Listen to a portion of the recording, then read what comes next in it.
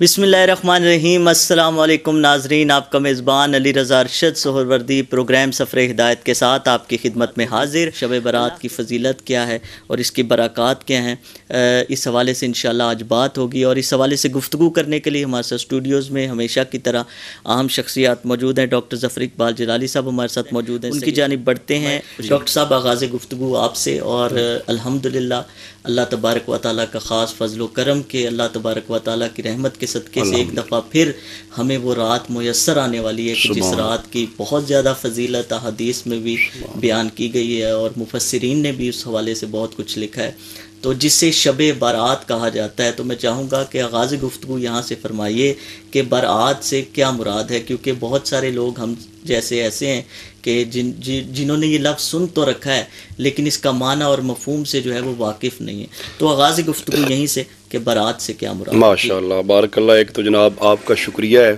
कि आप सफ़र हिदायत में हमें भी सादत का मौका फराहम करते हैं, और इसमें रोज़ न्यूज़ की पूरी टीम जो है मैं समझता हूँ मुबारकबाद की मुस्तहिक है कि इतना मोतबर और इतना अच्छा प्रोग्राम जो है अल्हम्दुलिल्लाह एक अरसे से जारी व सारी है।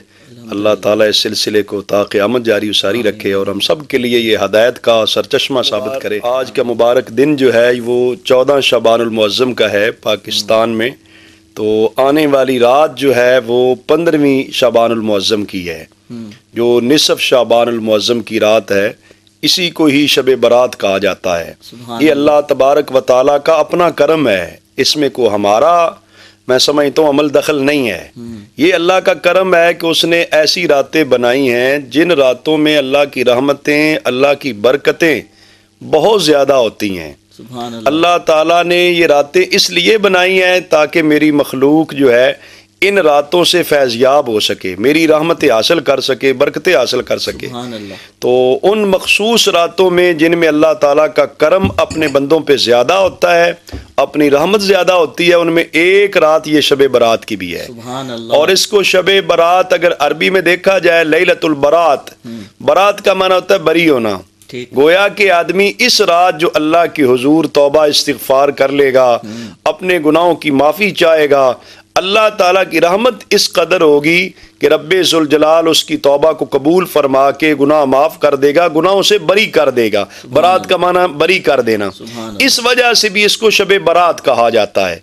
और आले इल्म कहते हैं कि अगर इसको बारात पढ़ा जाए किस्मत के माने में, तो फिर इसको शब बारात इस वजह से कहते हैं कि लोगों की किस्मतें बदलती हैं, संवरती हैं, और लोगों का रिज्क लिखा जाता है, लोगों के लिए नेमतें लिखी जाती हैं। तो ये इस हवाले से जो किस्मत है इंसान की, उसका फैसला इस रात किया जाता है, इस वजह से इसको शब बारात कहा जाता है। बहुत खूब। डॉक्टर साहब, ये कम अज़ कम ये जो गौस पाक ने जो बात की है ना कि मसरूफ़ होता है, ज़ाहिर है कि दुनियावी इंसान के मामलात होते हैं, लेकिन कम अज़ कम जिस रात हमारा नामा अमाल जो है वो पेश किया जा रहा हो, और अगले जिस तरह शाह साहब ने भी फरमाया कि बजट की रात है, अगला लाए अमल जो है वो तैयार किया जा रहा हो, फरिश्तों के सुपुर्द किया जा रहा हो, कम अज़ कम उस रात को या उस दिन को तो हम इबादत करें।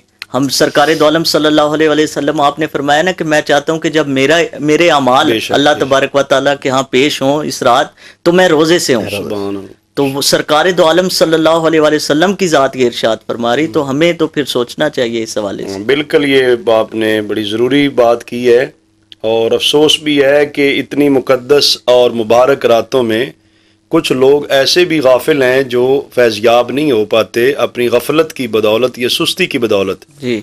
तो आज के प्रोग्राम में मैं सबसे यही अर्ज़ करूँगा कि हर इंसान को जो सुन रहा है, देख रहा है, उसको लाजमी तौर पर ऐसी मुबारक रातों को गनीमत जानना चाहिए। ये तो गोल्डन चांस है ना एक ज़िंदगी में संवरने का, अपने गुनाह माफ़ करवाने का, अपनी बेहतरी का।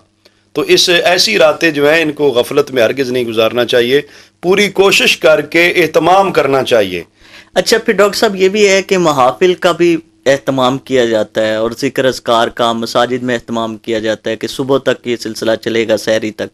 अच्छा, आप ज़ाती तौर पर क्या समझते हैं कि उसमें एक महफिल में इंसान चला गया और सुबह तक जो है वो वहीं पे रहा, تو اس سے بہتر یہ نہیں کہ وہ خلوت میں اپنی عبادت کرے، اللہ تبارک و تعالیٰ سے دعا مانگے، آپ جائیں ضرور، حاضری اس میں دیں، لیکن پورا ٹائم اس میں بیٹھے رہنا، پھر وہ ظاہر تھکاوٹ اتنی ہو جاتی کہ واپس آ کے عبادت انسان کہاں کر سکے گا۔ جو انسانی تقاضا ہے اس کے تحت تو ظاہر آرام بھی چاہیے جی۔ تو خاص طور پہ میں تو اس میں جو میری رائے آپ لے رہے ہیں اس میں میری رائے تو اس طرح کی ہے کہ ایسی راتوں سے پہلے تیاری کر لیں۔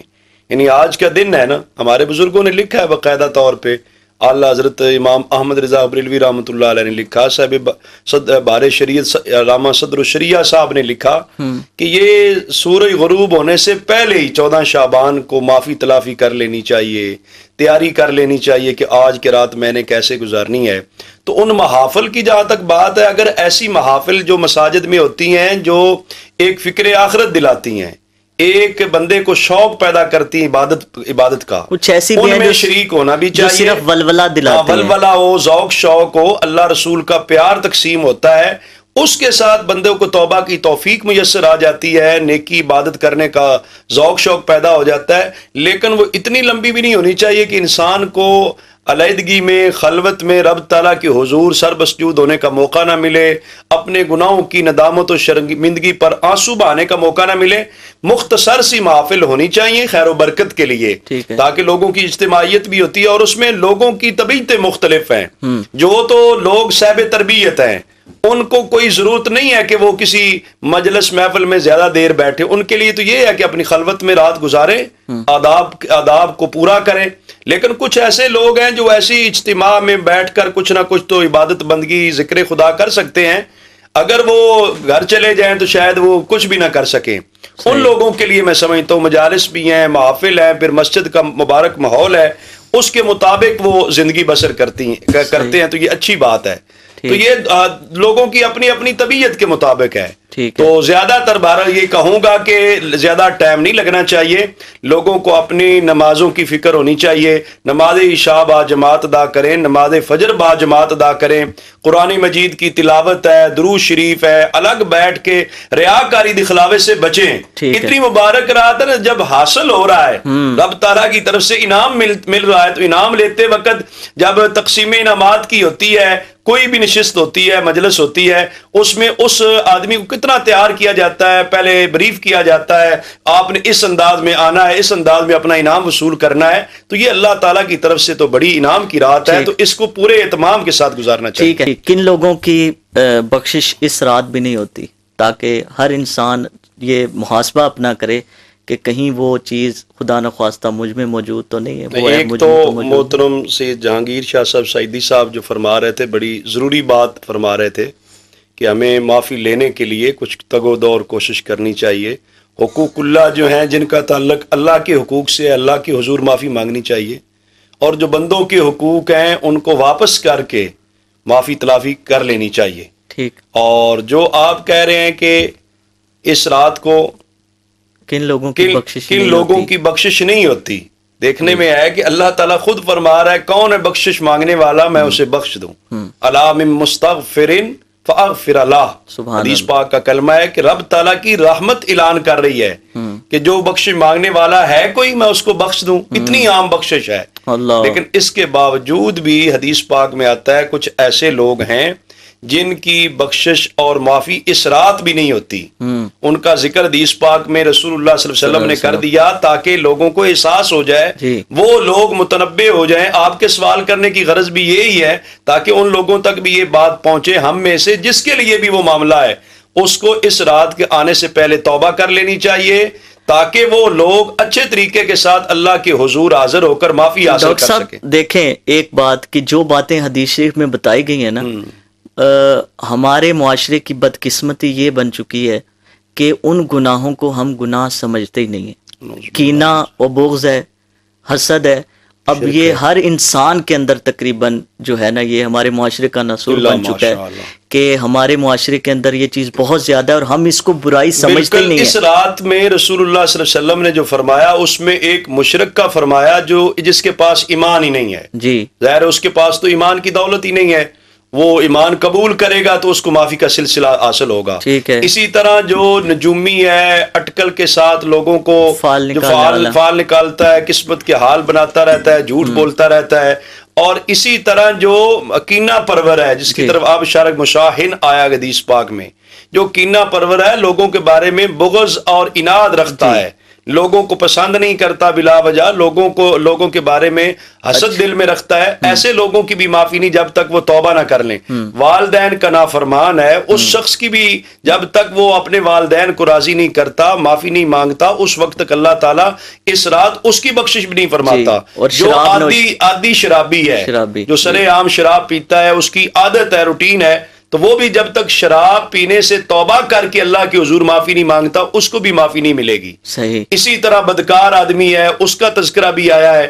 بہرحال یہ جتنے بھی کام ہے نا، ان سب کے لیے بھی پھر یہی ہے کہ اگر سچی توبہ کر لیں، توبہ کے تو چونکہ تین یہ ایک لحاظ سے عناصر بنتے ہیں نا، پہلے تو اعتراف جرم کرے کہ میں مجھ سے یہ غلطی ہو گئی ہے، دوسرا ندامت و شرمندگی بھی کرے۔ اگر اس کو سمرائز کیا جائے تو یوں اگر کہا جائے کہ جو جتنے بھی کبیرہ گناہ جن کو کہا جاتا ہے وہ کرنے والا جو ہے جب تک سچی پکی توبہ نہیں، صغیر جو ہوتے ہیں صغیرہ گناہ، وہ تو اللہ تعالیٰ کی مہربانی سے بندہ معافی مانگتا ہے، معاف ہو جاتے ہیں۔ کبیرہ گناہ جو ہے ان کے لیے توبہ کو فقہائے کرام نے شرط قرار دیا ہے۔ صحیح۔ اب توبہ میں پھر آنسو بہانا، ندامت، شرمندگی اور آئندہ نہ کرنے کا عزم ہے نا، بالکل، کہ آئندہ میں یہ کام نہیں کروں گا، یہ توبہ ہے۔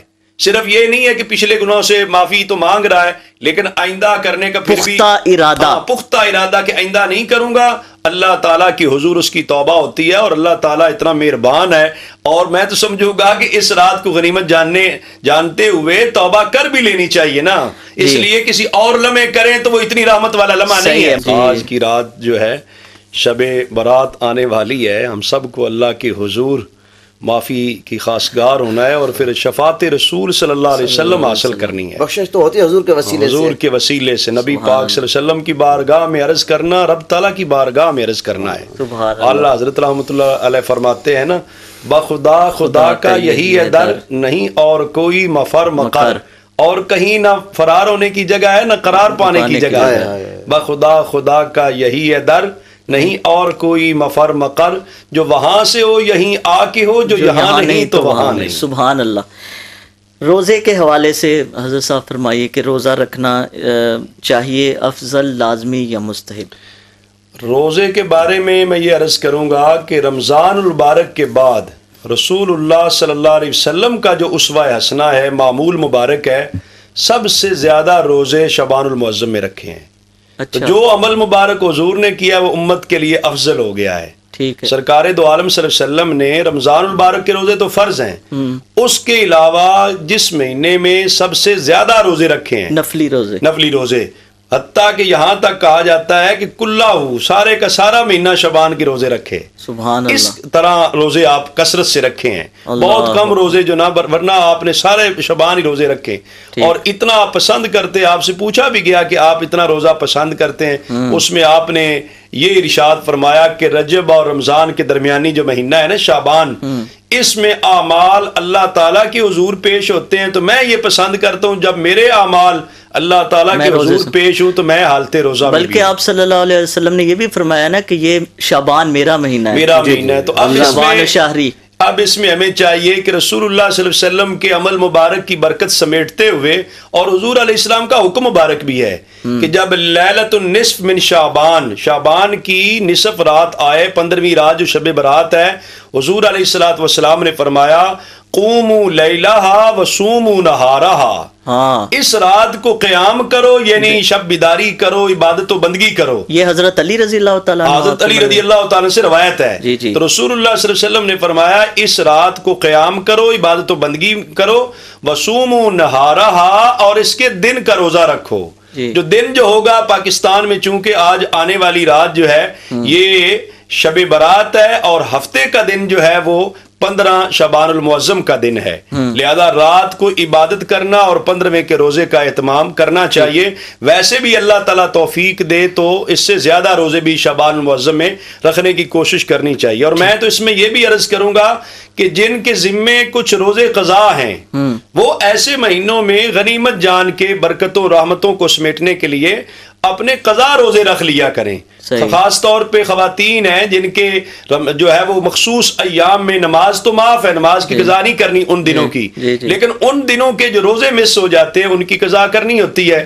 لہذا وہ ایسے مبارک دنوں کے روزے, ایسے مہینوں کے روزے رکھ کے اپنے روزوں کی قضا بھی کر سکتے ہیں. صاحب, تقسیم امور, نزول رحمت, فیضان بخشش اور قبول شفاعت, اس رات کی خصوصیات. بالکل, رات کے ناموں کے اندر بھی آتا ہے کہ ارزاق جو ہیں رزق تقسیم کیے جاتے ہیں اور فیصلے کیے جاتے ہیں اس رات. اللہ تبارک و تعالیٰ جو ہے نا فرشتوں کو کچھ امور سپرد کر دیتا ہے. ڈاکٹر صاحب بہت اہم سوال. ایک شخص ہے جو عبادت نہیں کر رہا تھا پہلے, تو اللہ تبارک و تعالیٰ نے اس کو توفیق عطا فرمائی, اس نے دعا مانگی اور اللہ تبارک و تعالیٰ سے توبہ کی اور دعائیں مانگی اور عبادات کی, روزہ رکھا, تو اس عمل کی وجہ سے جو اس کا لکھا جانا تھا اس میں تبدیلی ہو سکتی ہے.